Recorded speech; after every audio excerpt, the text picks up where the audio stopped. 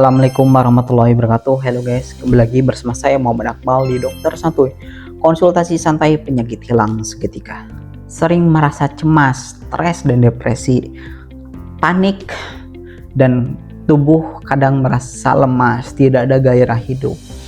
Apakah itu efek dari katup mani bocor atau spermatozoa? Temukan jawabannya di video berikut ini. Oke sobat Dokter Santuy, ya, katup mani bocor ya.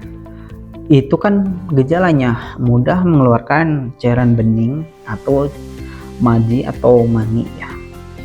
Kenapa kok saya kadang merasa panik, sering merasa cemas, depresi, dan itu secara tiba-tiba, bahkan ke tubuh itu lemas ya, nggak ada gairah juga ke hidup. Nah itu kenapa sih? Jadi sobat Dokter Santuy perlu kita ketahui sama, katup mani bocor atau spermatozoa ini bisa menyerang psikologis atau mental seseorang ya, entah itu mungkin karena ketakutan atau pikiran yang negatif ya.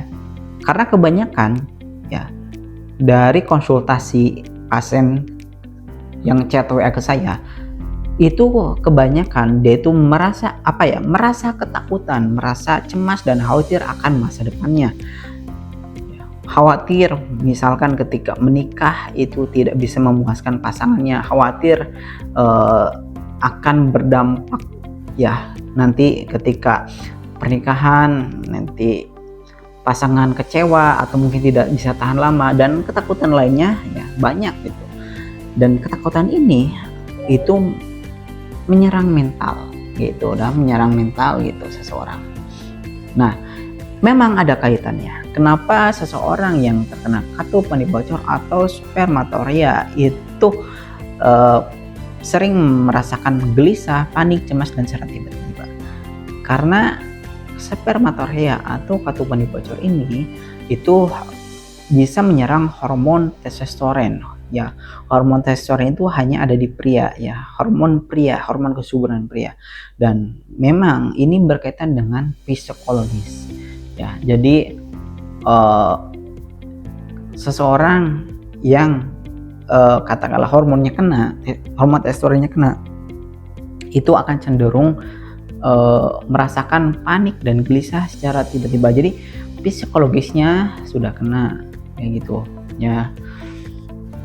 Jadi bukan hanya mudah mengeluarkan cairan sperma atau mudah mengeluarkan cairan yang ada di kelamin, tidak hanya satu gejala, tapi ada gejala lain yang kita tidak sangka itu adalah gejala katup mani bocor ya. Ya yang saya tadi sebutkan ya, mudah depresi, cemas, stres ya. Karena mental seseorang yang terkena katup mani bocor itu akan lebih sensitif ya, akan lebih rentan gitu, karena ya kembali lagi gangguan hormon pria itu. Bagaimana pencegahannya? Bagaimana agar kita bisa mengontrol gitu. Kembali lagi ke diri sendiri, kontrol perasaan, kontrol pikiran itu ada di diri sendiri. Gimana caranya kita ya, atau kamu itu bisa mengalihkan pikiran ya, entah itu dengan kesibukan, dengan hobi, atau dengan apapun itu. Atau kalau pengen terbebas secara permanen ya lakukan pengobatan.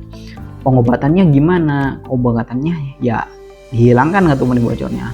Nah, buat kalian yang mau konsultasi, boleh banget konsultasi gratis di nomor WhatsApp 081214160701. Insya Allah saya akan bantu sembuhkan katup mani bocor dengan metode yang saya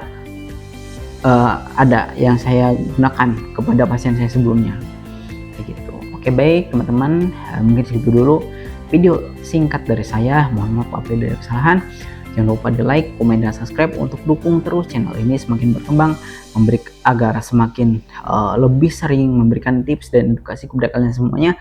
Sekian, terima kasih. Wassalamualaikum warahmatullahi wabarakatuh.